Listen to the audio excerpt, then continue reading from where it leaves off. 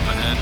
Affirmative 612. This week on the Wealthy Pilots podcast, Scott, we had a couple email questions come in. I'm going to combine them into one, some listener questions, if you will, and just kind of talk about how do we catch up, because that was the theme of these questions, right? What do I do if I'm late to the retirement party, so to speak? And one was from a gent who served in the military, right? Had a good career. It's got a little TSP action going on, but maybe didn't do as much as he could have. The other's non-military, and he's gone through, the flying ranks, right? So either way, whatever your walk of life is, many people feel like that we're behind the eight ball. So that's a big question for a lot of folks. How do you catch up? Yeah.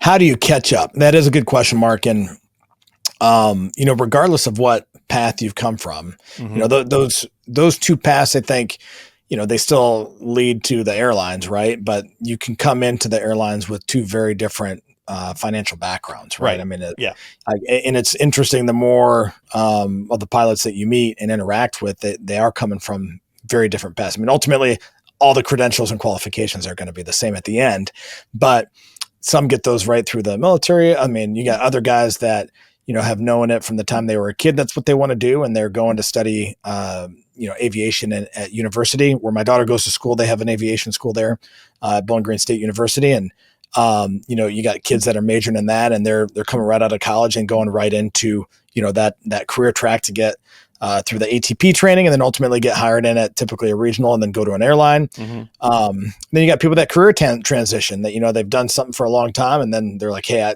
I've always wanted to do this. I'm going to go get it. And, they might have a good financial background from a previous career. It's a little bit more rare. I would say those first two paths are probably the most common. But then you have folks that are just going, they get their independent private license, and then they're figuring out how to pay for all the schoolings and ratings, which if you're paying for it out of pocket, I mean, it can be $150,000, right? I mean, and it takes a lot of time. So many times the guys are struggling to, fund that while they're going to school for it too. So many of them take out loans to fund it, and they're coming into this career path with some debt to pay off, whether it's, funding their lifestyle with debt while they're paying for that, or funding their education with debt. And it's interesting in terms of like when they arrive and they're getting into these major airlines and making, a significant more money than they were previously making. It's an awesome thing, but it comes a little bit later in their career too, right? I mean, so a lot of these guys, I mean, you do have some that are, especially after the hiring surge after 2020, you get a lot more guys in their late 20s and early 30s that are hitting those higher income numbers. But for many folks, and they still have time on their side, but for many folks that are coming into this, maybe in their late 30s or mid 40s, they can feel like, man, I'm behind the eight ball. I don't have enough saved up. I'm still getting my financial footing under me from a debt payoff standpoint, or whatever the case is. And when you start to look out and, if you're in your low 40s and your kids are getting a little older, that next thing on the horizon starts to be retirement. And so it can start to really feel a little unsettling to look at the income you're producing and start to think of, man, at 65, I got to be out of the game. That Congress might change that. They're talking about pushing that back to 67, but they are also in a situation where it's like, I got maybe 20-ish years to work now. And how do I save up enough to fund this lifestyle in retirement? That's really the I feel late to the game question comes from that, which is I want to make sure I'm going to have enough money to retire on. So how would you approach these two different people, right? Because maybe one used the military, maybe use GI Bill, maybe they don't have as much debt versus the other person's non, right? Maybe they've got debt. So I don't know. How would you start to break it down for folks? Yeah, I mean, ultimately, it still comes back down to process. Regardless of what background you're coming from, we're going to look at, what is your current financial situation, and then what are the priority action items that we got to tackle. So that might be a budgeting exercise that you need to do. For some of our military guys, it's going to be cleaning up that TSP, make sure that it's getting into the 401k and getting, handled with the attention that it deserves. Definitely that military track, it's nice because you're getting the hours and you're getting compensated while you're doing that.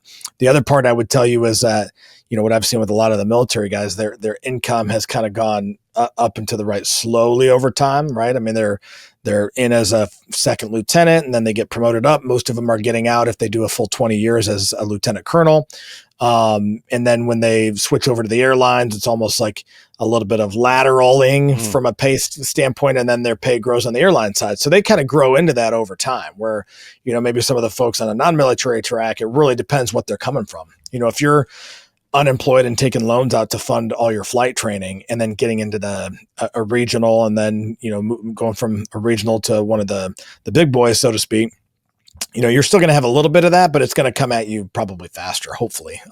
Because if you're trying to get to one of those airlines, you get there as soon as you can. But, when we look at, that kind of scenario, it can drive different spending habits sometimes. I mean, if you, and what I mean by that is, if you're a young second lieutenant out of, let's say the Air Force Academy, or out of a university of your choice, but that you did ROTC at or something, you're not making that much money. Maybe you got married and your wife's been moving around with you, or your spouse has been moving around with you, and you're slowly making more and more money. You kind of grow into that over time, where, if you went from making no money to, a 6-figure job at a regional, and then a really healthy 6-figure job at one of the majors, it's easy to start to feel like, oh man, I'm finally making this good money. I deserve to go buy that truck, or man, we're making so much, I can buy that condo in Florida, or whatever the case is. Yeah. It's easy to kind of let that lifestyle creep, and it can happen to anybody, don't get me wrong. But it's easy to see that lifestyle creep start to really, overtake your income. And, I can't tell you the amount of guys that I've talked to over the years that they are making more money than they ever thought they would make. Sure. And they still can't figure out how to save money. They're like, well, the 401k is getting the auto contribution from, my airline, which is awesome. However, most of them are still doing their 401k contributions. But they're struggling to figure out how to save enough from there. Or if they are monitoring their budget and they're generating enough cash flow, then it's like, I don't know what to do with that money to save it and compound it or whatever outside of the 401k. So that's a lot of what we're looking at for people. And in terms of, again, trying to get to that answer of like, how do I catch up? And, there's a couple factors that we need to look at, because there could be just a legit thing where we say, you do need to catch up. You're behind. I mean, if you got a 20-year-old, and this goes back to, an episode we did way back in the beginning on compound interest, right? I mean, if you're young and you save, $100,000 in your 20s, just due to the power of compound interest, you have lost a lot of ground by not saving in your 20s and 30s. So if you're going to be starting in your late 30s or early 40s, you do have some ground to make up. Okay. That's a fact. Now the good news is you got a good income that can really help you facilitate making up ground. So how do we catch up then? The first and foremost, if you're at one of the major airlines, your 401k is going to get a good amount of contributions in it from the airline. Yeah. That company match, got to take that. Yeah. That's right. And so for the pilots, it's not even a match, it's an auto contribution. So even if they put 0, they're getting like, that 14 to 16%, let's say. Additionally, the employee or the pilot can put in, like this year, it's like 23,500. If you're a little older, you can put catch-up contributions there. They're definitely recommend always doing that. Many of our guys and gals will put their employee contributions into the Roth 401k. And part of the reason we recommend that is, even if it might feel a little tax efficient, this year, because you're making a little bit more income, we don't know what tax rates are going to do in the future, and it enables us to diversify the disposition of our dollars from a tax standpoint. So we're going to have the employer contributions are always going to be pre-tax. You can't control that. The airline is putting that in the pre-tax 401k. If you put yours in the Roth 401k and you look at, even in retirement, if tax brackets are going to be 20%, let's say, you could look at it as 20% more money in there because you're putting it in after tax. So, that's one aspect of it that I think is important, to make sure that you're doing that. Most people are doing that. Every now and then I'll run into one that doesn't, but I always highly recommend that, just because it's a tax advantaged place that you can save money for retirement. Yeah. Now, The other aspect of it is going to be, what do we do outside of the 401k? And again, if you're feeling behind, the first thing you got to look at is how much money are we going to need in retirement? That's the only way to really find out if we're actually behind. And that starts with our lifestyle. So we have to have a little bit of understanding of what's going on in our lifestyle. How much, hey, my lifestyle cost $20,000 per month, $10,000 per month, whatever, pick your number. So for easy math, let's call it 10 grand per month. Well, if you're 40, you retire at 65, that 10 grand a month is going to cost at least 20 grand a month because of inflation. Mm-hmm. So that 10 grows to 20. All right, 20 grand a month, that's 240 grand a year after taxes. How are we going to pay ourselves that? All right, well, if we use the 4 to 5% rule, and I back out my Social Security and you run all the numbers and maybe a military pension or wife's Social Security numbers or her pension or something, you can start to figure out, hey, we need our 80 grand a year to augment our other income. I was going to say 80 grand a month. Yeah, you're spending some money right there. We're not, well, I have 7 kids, but we're still not quite there. To that level. That's a fact. But ultimately, we kind of back into those numbers and figure out what portfolio can sustain that in retirement. And that's where we can start to say, all right, we figured out where we need to be, and we're here based off of the contributions that we're going to put in and the compound interest that it's going to grow from what we're projecting from investment returns. Are we going to get there or not?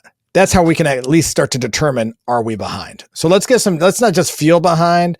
Let's get some data behind that and use better data to make better decisions and get better outcomes, right? Right. So then once I determine I am a little behind, all right, well, now we got to figure out, what do we do?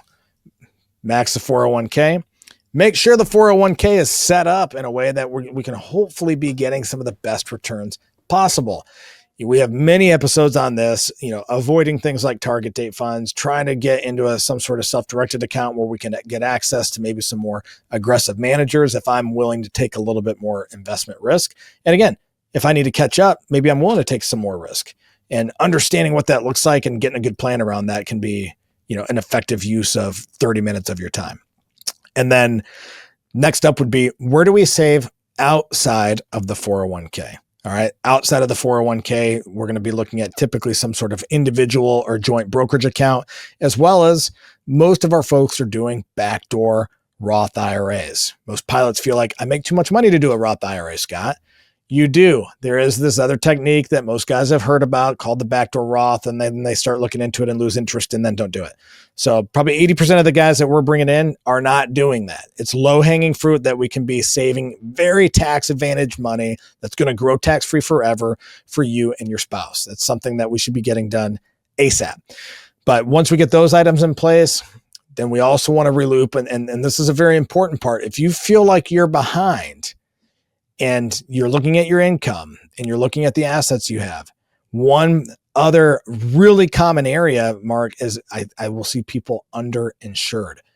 And so I know this is not how we catch back up, but this is contingency planning for how we catch up. Because if your income has grown and your lifestyle has grown, but you haven't gotten your asset base there and you haven't got your debts paid off yet, most of the people I've met have not taken the time to go back and reloop on, their low-cost term insurance plan or their life insurance plan to make sure that they got enough insurance that if something happens to them, their spouse and their kids are not going to have to go back to, dad borrowing money to put himself through flight school lifestyle. That's a little bit different than dad's a senior FO or a junior captain at a major airline lifestyle. And we want to make sure that we're protecting that. Now, the airline's going to have some insurance and stuff for them in place too. Don't get me wrong. Sure.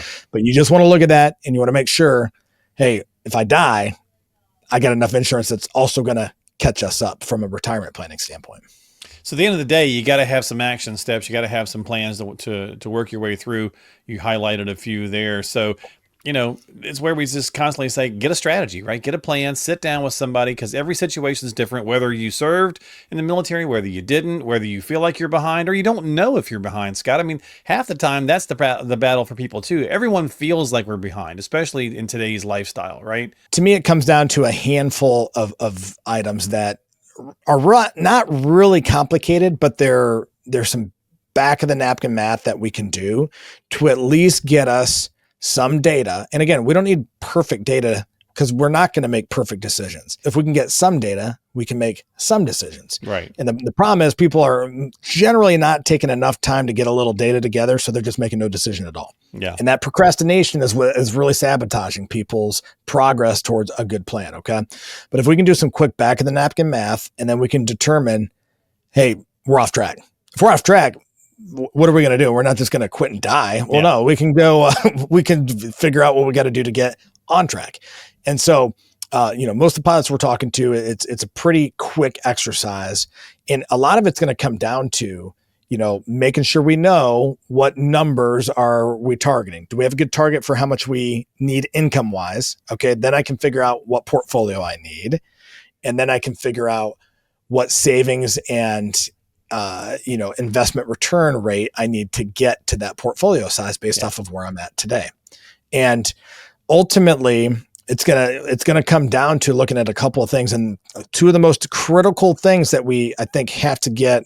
I don't want to say right, because it's not a right or wrong exercise, but it's two of the most critical things that we need to make sure we put some intentionality and effort into. One is going to be tax efficiency, because ultimately, if I have a larger portfolio that I think is large, but it's 100% tax deferred, that might be less actual money for you than a smaller portfolio that is tax diversified or tax free. And so understanding what that looks like in retirement is going to be something that we need to take a look at. And then the other part is going to be returns. If your portfolio is, underperforming versus what it could be, if you look at the wealth curve, right? I have one portfolio that goes here and then another one that goes here. That's a version that right there, that gap is a version of catching up. Does that make sense? Mm-hmm. Yeah. And so if we can get better returns, we can also catch up compared to maybe what I'm projecting at now with an unnecessarily conservative portfolio. Right. But you got to make sure that you, your spouse, and your advisor are on the same page with that kind of thing, because the worst thing that you can do is invest in an aggressive portfolio, and the minute it goes down, you freak out and go to cash. Well, now we're back to staying off track, probably. Yeah, so most likely. So those are some items that I think, you can really, so levers you can pull to really help yourself catch up. And ultimately, if you start to pull those levers and you do a really good job, then you start to get ahead, and getting ahead is a great place to be, where you can say, hey, working to 65 is optional now. And that's where we want to get most of our folks. How do we get to a place of work optional versus I got to catch up? So, yeah. Well, we got a first great action step for you. So Molly's going to jump on and tell you a way to get Scott's retirement toolkit. That's going to help out. There's a lot of good information in there. So check that out. And we'll wrap it up with that, I guess. We'll just say goodbye. So stick around for that so you can catch that message from Molly. And then you can click on any of the show links down below so that you can get in touch with Scott and get some time on the calendar. And of course, don't forget to subscribe to us on Apple, Spotify, and YouTube. Scott, thanks for hanging out, my friend. As always, breaking it down. Have a great one. All right. Cheers, guys. We'll see you next time. Check out these links below. Get your copy of the toolkit today. Hey everyone, real quick, if you haven't grabbed Scott's Financial Flight Control Toolkit yet, now is the time. This is packed with tons of helpful resources and tools like this, Scott's book, The Dichotomy of Wealth, which is a pilot's guide to maximizing wealth and cash flow in retirement. You also get access to some great guides like this one, Advice Matters, which breaks down 4 key ways a good financial advisor can help you boost your returns over time. And guides like this one on the pitfalls of emotions when it comes to investing, and this one on the HCM byline investment strategy, and more. So if you'd like your very own Financial Flight Control Toolkit, just click the link in today's show description, and Scott and the team will be happy to get one sent your way at absolutely no cost to you.